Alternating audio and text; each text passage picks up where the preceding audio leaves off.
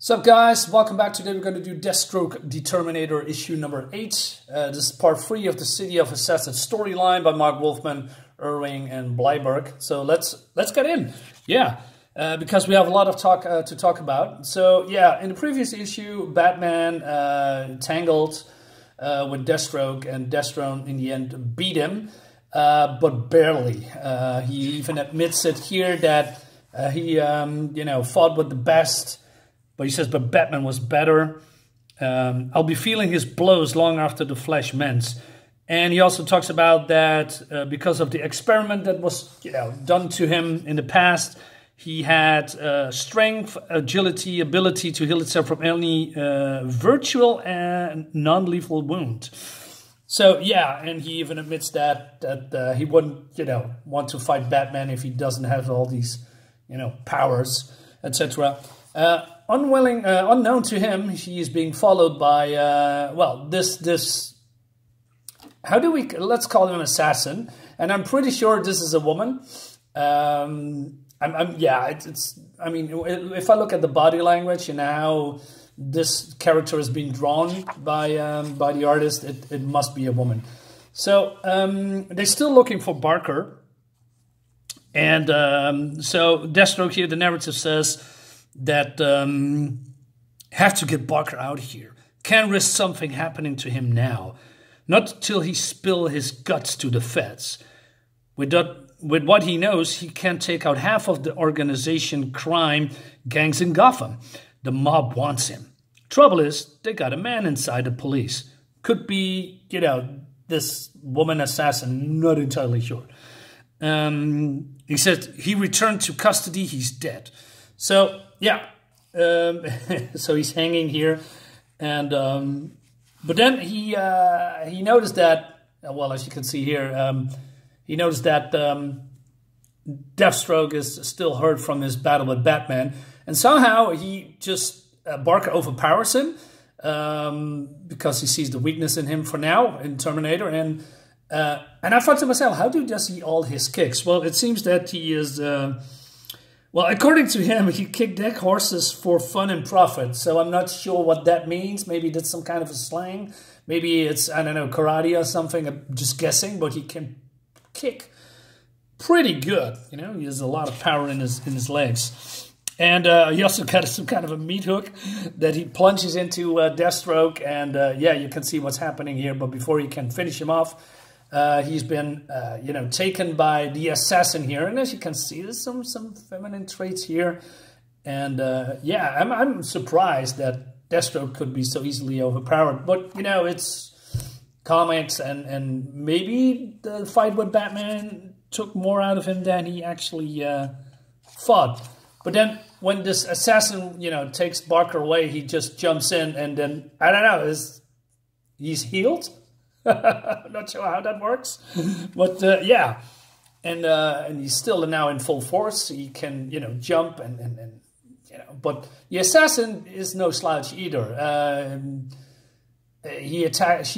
Let's call it a she. I'm pretty sure. If I'm wrong, then okay, I'm wrong. But I'm pretty sure it's a she. So she attacks him with the I don't know, with the cleaver.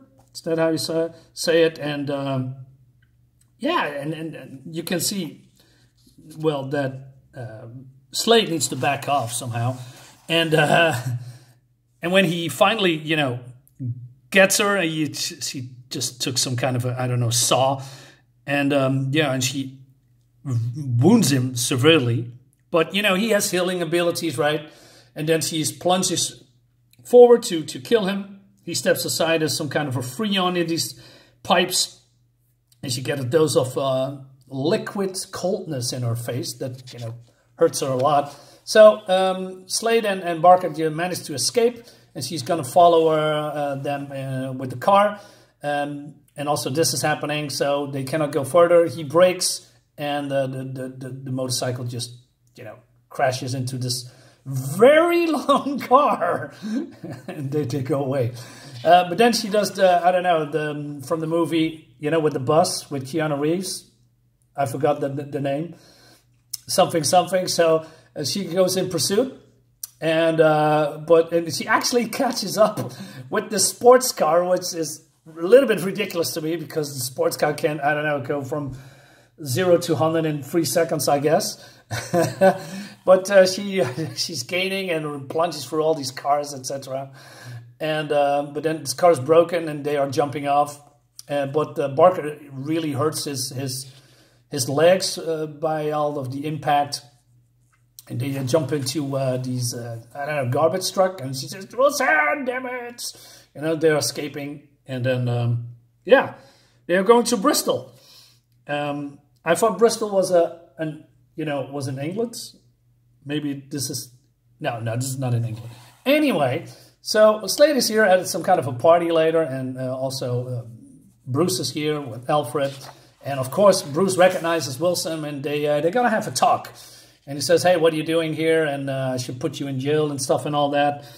And then he says, you're lucky I just turned you in. The Gotham police are out in force looking for you. For me, I know I have Barker and they want him back, but not yet. What kind of game you are playing, Wilson? The man's a murderer. There's more at work here than you realize. Let me fill you in. I have my reasons. Trust me. Okay. Meanwhile, we go to this FBI agent called Lorna Gaines. And like I said, I'm pretty sure she is the assassin. I mean, 2 and 2 and 1, you know, female assassin. I mean, I'm thinking female and then, you know, she here.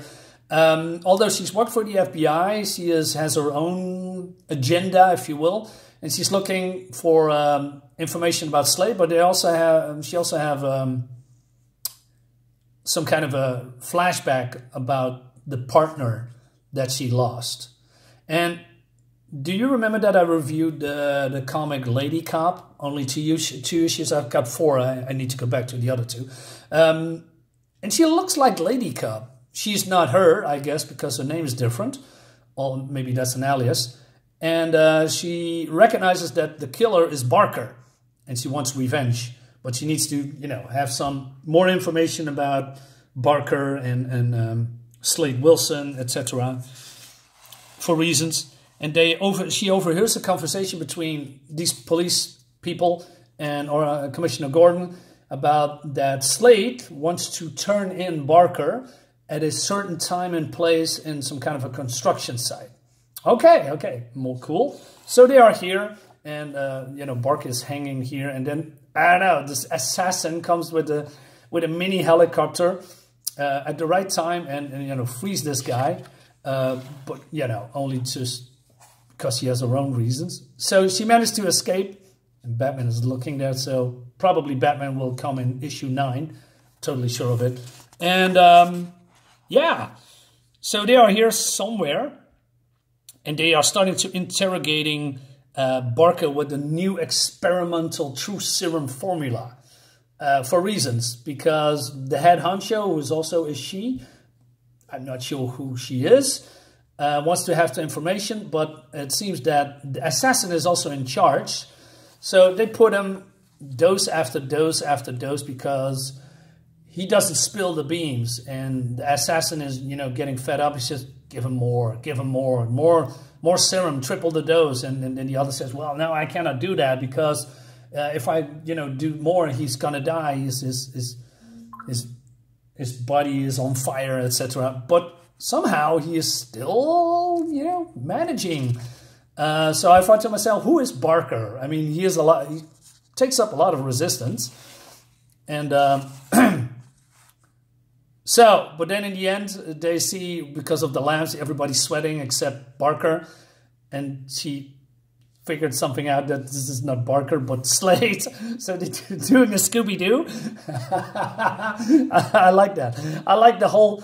there was a time in the 90s that people did that a lot with, you know, masks and stuff, and rubber mask. I mean, even Batman does it with his other alias. What's it called? Matches Malone, I guess. Yeah, I believe that's his alias, of his one of his, you know, synonyms. I'm not sure how you say that, and we don't see that anymore. It's just I just like that. It's a nice surprise. So it's none other than Slade, and then they jab him with this, I don't know, some kind of anti-truth serum, and he screams, and that probably did the job. But then this is a little bit weird here. So this is Slade, right? All right, Okada, again, full and diluted dosage this time. After all, you said full strain could break anyone, and it can. Now Mr. Wilson will speak and tell us every secret he's ever known. But this is Barker. So did they put his mask on again? How does that work? I don't know, but I like this a lot. I like the switcheroo, and you know, Barker is he's not a helpless victim at all. So I wonder what happens in issue 9, and I believe it's also the last issue of this storyline. I'm not entirely sure. Let's see what happens, because as you might know or not know, I'm just reading comics on the fly, and then I'm seconds later or minutes later, I'm gonna directly review them. So I'm not gonna read 1 till 10 and then talk about issue 1 and then a month later issue 2, etc. No. So I actually do not know what's happened after this. I'm going to know that if I'm gonna pick that up in a couple of weeks. But I really want to know, but you know, I'm not gonna do that. I'm just wait patiently, gonna review the others, you know, because I have some kind of a there's more comics, you know, that I need to review. So let's see what happens. Guys, let me know what you think in the comments. Leave a like and, you know, subscribe to my channel if you like what you're seeing. And, yeah, see you next time. Bye-bye.